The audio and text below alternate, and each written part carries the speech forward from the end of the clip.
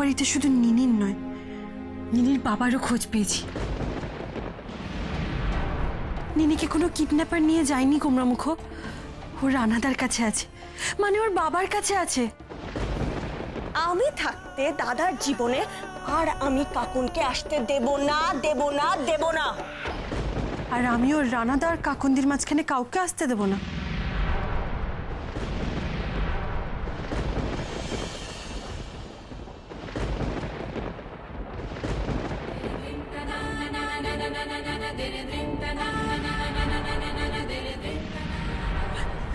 রানা,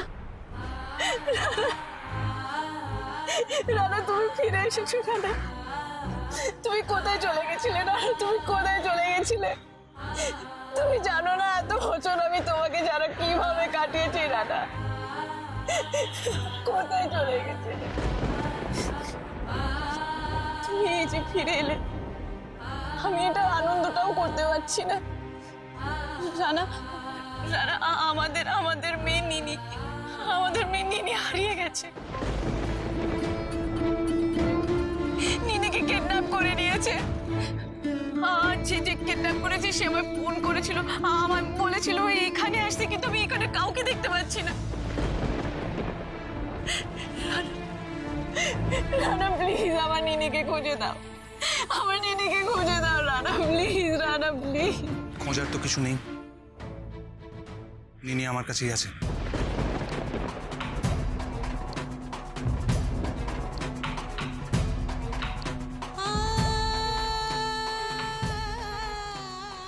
নিনি তোমার কাছে আছে মানে? এত অবাক হবার তো কিছু নেই, আমার মেয়ে আমার কাছেই আছে।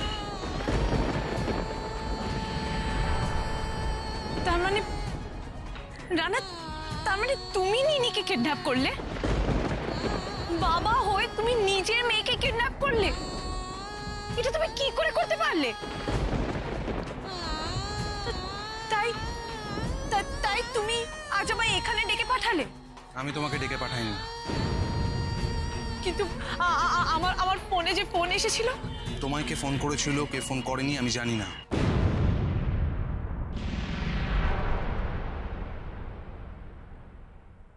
আমি তোমায় ডেকে পাঠাইনি। তাহলে তুমি এখানে এসেছো কেন? আমি এসেছি অন্য একজনের সঙ্গে দেখা করতে, কিন্তু সেটা তুমি নও। তুমি যার সাথেই দেখা করতে আসো না কেন, তুমি আমায় বলো তুমি আমার নিনিকে কোথায় রেখেছো? কেন ওকে নিয়ে গেলে? কেন তুমি এটা করলে রানা? নিনি আমার মেয়ে কাকন। নিনির ওপর তোমার যতটা অধিকার আছে আমার ঠিক ততটাই অধিকার আছে, কিন্তু আমাদের যে মেয়ে হয়েছে সেটা জানানোর প্রয়োজনটুকু বোধ করোনি তুমি। আমাকে জানাওনি পর্যন্ত যে আমাদের ছোট্ট নিনি এই পৃথিবীতে এসছে। কি করে আমি তোমায় জানাবো রানা? কাকে আমি জানাবো? তুমি তো ছিলে না। পাগলের মতন আমি তোমায় খুঁজেছি, পাগলের মতন।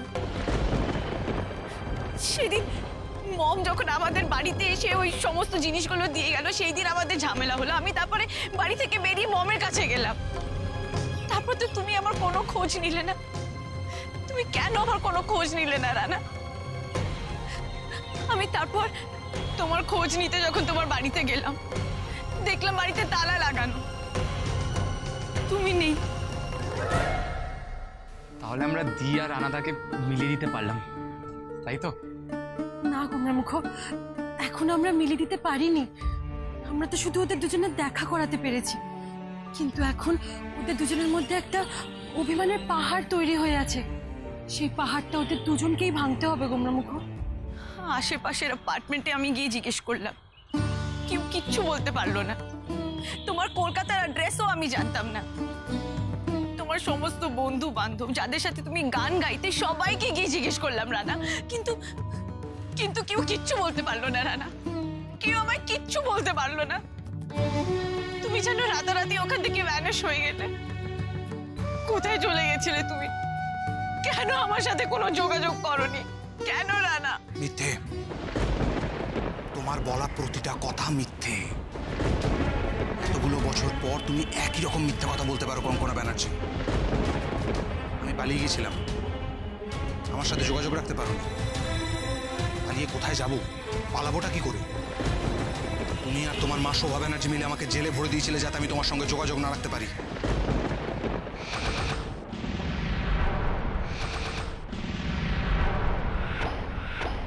জেল? কিসের জেল? রানা, তোমার কি মাথা খারাপ হয়ে গেছে? আমি তোমায় কেন জেলে ভরতে যাব? জেলে ভরনি কাকন, সেই ঝগড়াটার পর আমি রিয়েলাইজ করেছিলাম যে আমি হয়তো একটু বেশি বাড়াবাড়ি করে ফেলেছি। আমি ভুল করেছি। আমি তোমাকে ছাড়া বেসিক্যালি অসম্পূর্ণ। কষ্ট হতো ওই ফাঁকা বাড়িটা একা একা। আমি তোমাকে ছাড়া থাকতে পারছিলাম না কাকুন। কাকুন, আমি যখন নিজের ভুলটা রিয়েলাইজ করতে পারলাম তখন আমি ডিসাইড করলাম আমি তোমাকে গিয়ে ফেরত নিয়ে আসবো। তাই তোমাদের বাড়ি গিয়েছিলাম তোমায় ফেরত আনতে। তারপর সেখানে গিয়ে যা যা শুনলাম। যা যা শুনলে মানে? রানা, তুমি বাড়ি কখন এসেছিলে?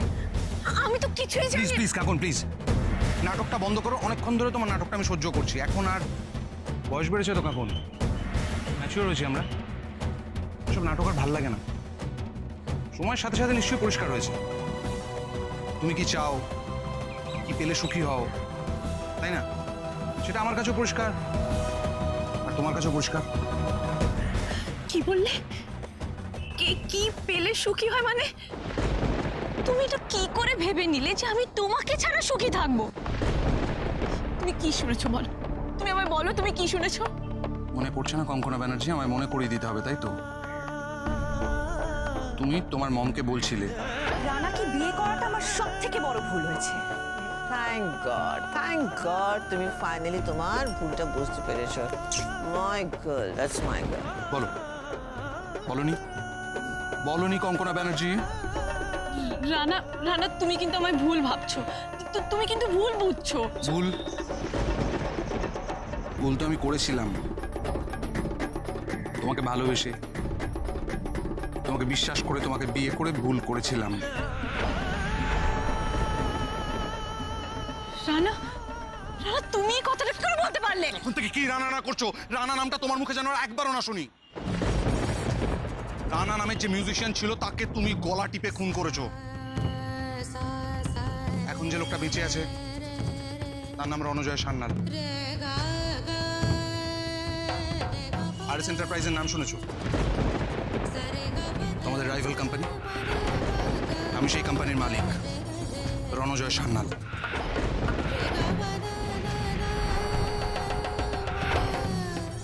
একটা সময় আমি গরিব ছিলাম, টাকা ছিল না আমার কাছে। তোমাকে একটা সুখের জিনিস কিনে দিতে পারিনি বলে তুমি আমাকে ছেড়ে চলে গিয়েছিলে। কিন্তু আজ দিন বদলে গেছে। আজ আমার কাছে টাকা আছে। পৃথিবীর যে কোনো সুখ আমি টাকা দিয়ে কিনে আনতে পারি, যে কোনো। আর সেই সমস্ত সুখ আমি আমার মেয়েকে এনে দেবো। তোমার মেয়ে মানে? রানা, ও আমাদের দুজনের মেয়ে। নিনি এখন থেকে শুধু আমার কাছেই থাকবে। আমি আইনি পথে নিনির কাস্টাডি দাবি করব। আমি নিনির বাবা। নিনি আমার কাছেই থাকবে।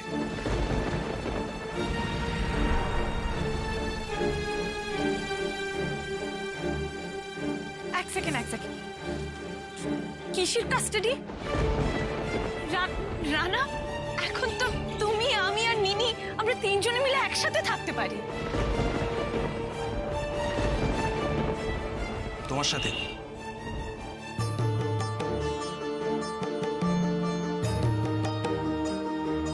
তুমি ভাবলে কি করে বলো তো? তোমার মতো একটা দুমুখ মিথ্যেবাদী মানুষের সাথে আমি থাকবো আবার? রানা, তুমি সেই দিন আমায় ভুল বুঝেছিলে। তুমি কিন্তু আজও আমায় ভুল বুঝছো। এতটুকু ভুল বুঝছি না কঙ্কনা ব্যানার্জি।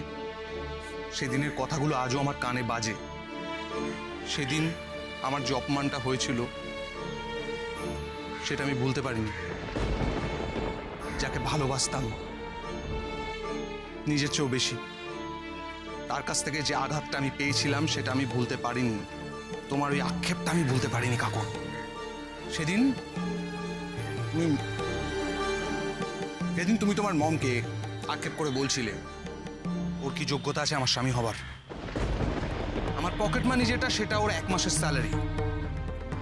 ও আমাকে না সুখ দিতে পারবে না খুশি। কোনো যোগ্যতাই নেই স্বামী হিসেবে আমাকে খুশি করার। বলো কঙ্কনা ব্যানার্জি, এই কথাগুলো তুমি বলনি? এই কথাগুলো তুমি বলনি তোমার মমকে? চুপ করে দাঁড়িয়ে থেকো না Konkona Banerjee. Answer me, answer me. বলো, উত্তর দাও। রানা, রানা তুমি পুরো কথাটা শোনোনি। পুরো কথাটা শুনলে তুমি আমাকে এইভাবে ভুল বুঝতে না। ব্যাস, আর শোনার কিচ্ছু নেই, কিচ্ছু শোনার নেই কঙ্কনা ব্যানার্জি। আমি বুঝতে পারিনি যে তোমার কাছে ইম্পর্টেন্ট ছিল তোমার লাক্সারিটা, তোমার বড়লোকি জীবনযাপনটা। আমি জানতাম না, কিন্তু ওই কথাগুলো শোনার পর আমি রিয়েলাইজ করলাম যে তোমার কাছে অনেক বেশি দামি, ভালোবাসার থেকেও বেশি দামি ওই লাইফস্টাইলটা, তাই না? আমি এখন রিয়েলাইজ করি, জানো তো, যে ওটা একটা বড় লোকের খামখেয়ালিপনা ছিল। যতদিন মোহ ছিল ততদিন ভালোবাসা ছিল। যেদিন মোহ কেটে গেছে, গলার কাঁটা হয়ে গেছে, সেদিনকে উপড়ে ফেলার জন্য আমাকে তুমি আর তোমার মা শোভা ব্যানার্জি মিলে জেলে ভরে দিয়েছো। That's it, the end. Rana, আমি যদি একবারও জানতে পারতাম যে তুমি জেলে আছো, যেভাবে হোক আমি তোমায় জেল থেকে বার করে আনতাম। তুমি জানো, যবে থেকে তুমি নিখোঁজ হয়েছো তবে থেকে আজ পর্যন্ত একটা ঘন্টা, একটা মিনিট, একটা সেকেন্ডও যায়নি যখন আমি তোমার কথা ভাবিনি। রাস্তায় যখন তোমার মতন কাউকে দেখতাম, আমার বুকের ভেতরটা ছ্যাদ করে উঠতো। ভাবতাম যে এই তুমি ফিরে এসেছো। তারপর তোমার মতন কাউকে দেখলে আমি তার পেছনে ছুটে যেতাম, তার কাঁধে হাত রাখতাম। তারপর সে যখন ঘুরে তাকাতো, আমার সমস্ত আশার আলো মিটে যেত। সে তুমি নও। ভেঙে পড়েছি বারবার বারবার রানা। একটা আননোন নাম্বার থেকে কল এলে আমি ভাবতাম যে তুমি আমায় ফোন করছো। তুমি কেন কোনো যোগাযোগ রাখলে না? কেন আমার সাথে একবারও দেখা করতে এলে না? তোমাকে ছাড়া আমি বাঁচতে পারছিলাম না রানা। তাই নিজের মুখে বলতে আমার খারাপ লাগছে, আমি অ্যালকোহলিক হয়ে গেছিলাম। এক্সেলেন্ট, সুপার, খুব ভালো অভিনয় করছো। অভিনয়টা অবশ্য তুমি বরাবরই ভালো করো। এক সময় আমার ভালোবাসা নিয়ে অভিনয়টা করেছিলে, এখন আবার সেই অভিনয়টাই করছো আমার মন পাওয়ার জন্য। কিন্তু এবারে আর তোমার পাতে পা দিচ্ছি না আমি, কঙ্কনা ব্যানার্জি। নেভার। রানা, তোমার কি হয়েছে? তুমি তো আমাকে ভালোবাসতে। তুমি আমার একটাও কথা বিশ্বাস করতে পারছো না কেন? তুমি আমাকে না জানিয়ে নিনিকে নিয়ে গেলে কেন? তুমি একবারও আমার কথা ভাবলে না? একবারও ভাবলে না যে আমি নিনিকে ছাড়া কি করে বাঁচতে পারবো? একটা মা তার সন্তানকে ছাড়া কি করে বাঁচতে পারবে? কি হয়েছে তোমার রানা? এমন কি হয়েছে যে তোমার আমার প্রতি এতটা ঘৃণা জন্মালো? বলো কেন? কেন? তোমার বলা প্রতিটা কথা এক্স্যাক্টলি আমি তোমায় বললাম, কারণ একটা শব্দ আমি ভুলিনি, একটা শব্দ এদিক ওদিক হয়নি, কারণ প্রত্যেকটা শব্দ আমার মাথার মধ্যে গেঁথে আছে। Each and every word. কিচ্ছু বলিনি, আমি আর কোনোদিন ভুলবো না, কোনোদিন ভুলতে পারবো না তোমার বলা কথাগুলো। এতক্ষণ ধরে তুমি অনেক কিছু বললে, এবার আমার কথাটা শোনো। সেদিন তুমি পুরো কথাটা শোনোইনি। তারপরেটা যদি শুনতে, তাহলে বুঝতে পারতে আমি মমকে ঠিক কি বলতে চেয়েছিলাম। আমি মানছি আমি মমকে ওই কথাগুলো বলেছিলাম রানা, কিন্তু তার পরের কথাগুলো, সেগুলো ছিল আমার মনের আসল কথা। না না, রানাকে বিয়ে করাটা আমার সব থেকে বড় ভুল হয়েছে, সব থেকে বড় ভুল। ওকে, না listen to me, listen to my girl. শোনো আমার কথা, শোনো। দেখো রানার সঙ্গে তো তোমার কোনো রেজিস্ট্রি ম্যারেজ হয়নি, রাইট? তো তুমি আইনি ঝামেলার মধ্যে কেন পড়বে বলো? জাস্ট যাও, তোমার জিনিসপত্র তুলে চলে এসো এখানে। ভুলে যাও ওই রানাটাকে, that good for nothing Rana. ভেবে নয় পুরো ব্যাপারটা একটা দুঃস্বপ্ন। সব ভুলে টুলে গিয়ে start a new life my baby, okay? আবার নতুন করে জীবনটা স্টার্ট করো। চুপ করো শোভা ব্যানার্জি, চুপ করো। তুমি কি ভেবেছিলে আমার কাছে রানার এগেইনস্টে কথা বলে তুমি আমার মনটা বিষিয়ে দেবে? আর যখন সেটা করতে পারোনি তখন তুমি ওই সব বড় লোকি জিনিসপত্র আমাদের বাড়িতে নিয়ে এলে রানাকে ছোট করবে বলে। তাহলে আমি তোমায় একটা জিনিস পরিষ্কারভাবে বুঝিয়ে দিচ্ছি, আমার এই সব জিনিসপত্রর কোনো দরকার নেই। আমার জীবনে ভালো করে বাঁচার জন্য শুধুমাত্র রানার ভালোবাসার দরকার। আমি রানাকে ভালোবাসি আর আমি রানাকেই ভালোবাসবো। রানার সাথে থাকার জন্য যদি আমায় একটা রুটি ভাগাভাগি করে খেতে হয় বা একটা জামা পরে যদি সারা জীবন কাটাতে হয় আমি তাই করবো মম। রানাকে বিয়ে করে আমি খুব খুশি মম, খুব খুশি। আমি তোমার এই ম্যানশনে আর ফিরে আসবো না মম। আমি আবার রানার কাছে ফিরে যাচ্ছি, আমি আবার রানার কাছে। কাকুর কাকুর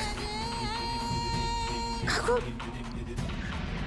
বলো, এবার বলো, এই কথাগুলো তুমি শোনোনি তাই না? এই কথাগুলো না শুনে তুমি এত বড় একটা ডিসিশন নিয়ে নিলে।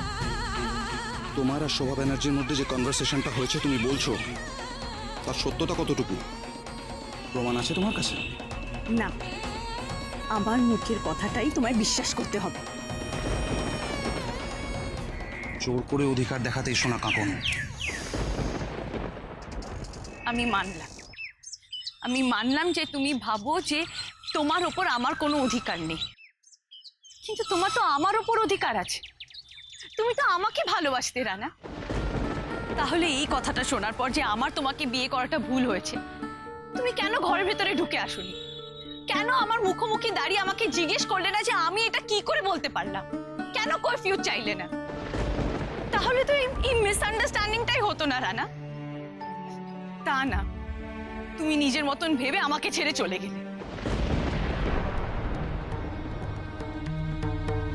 ভেবেছিলাম করব, ভেবেছিলাম, কিন্তু তার আগেই তোমার বাড়ির দারোয়ান তোমার আর তোমার মায়ের কথায় আমার কলার ধরে টানতে টানতে নিয়ে গিয়ে বাড়ির বাইরে ফেললো।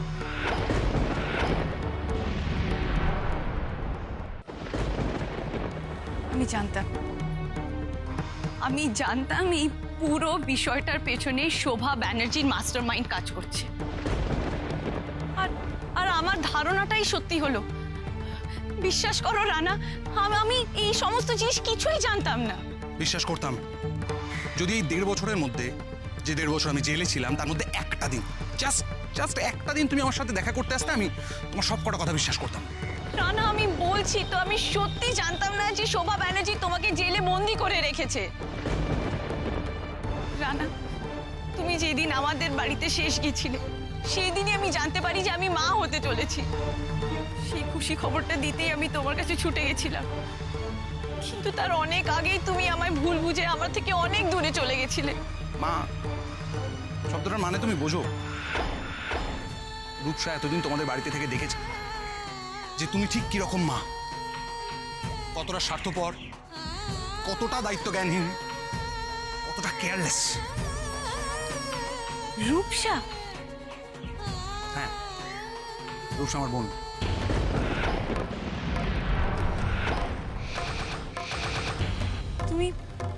তুমি বলেছিলে যে তোমার কলকাতায় একটা বোন আছে। রূপসা তোমার বোন? তার মানে রূপসা প্ল্যান করে আমাদের বাড়িতে ঢুকেছিল নিনিকে কিডন্যাপ করবে বল। রানা, তুমি এটা কেন করলে আমার সাথে? তুমি এটা কেন করলে? তুমি আমার কাছে আসতে পারতে, তুমি আমার সাথে ঝগড়া করতে পারতে, চেঁচাতে পারতে, মারতে পারতে, তাহলে তোমার অন্তত এই ভুলের পাহাড়টা ভাঙতো। আমি জানি না কাকুন, আমি সেদিন ভুল করেছিলাম নাকি আমি আজকে তোমার সাফাই শোনা সত্ত্বেও ভুল করছি, আমি সত্যিই জানি না। আমি শুধু এটুকু জানি, আমার মেয়ে এক্ষুনি ঘুম থেকে উঠে পড়বে, ঘুম থেকে উঠে পাপাকে দেখতে না পেলে ও কাঁদবে। সময় নষ্ট করতে পারবো না। পরের বার কোর্টে দেখা হবে কাকুন। বাই। দাঁড়ান,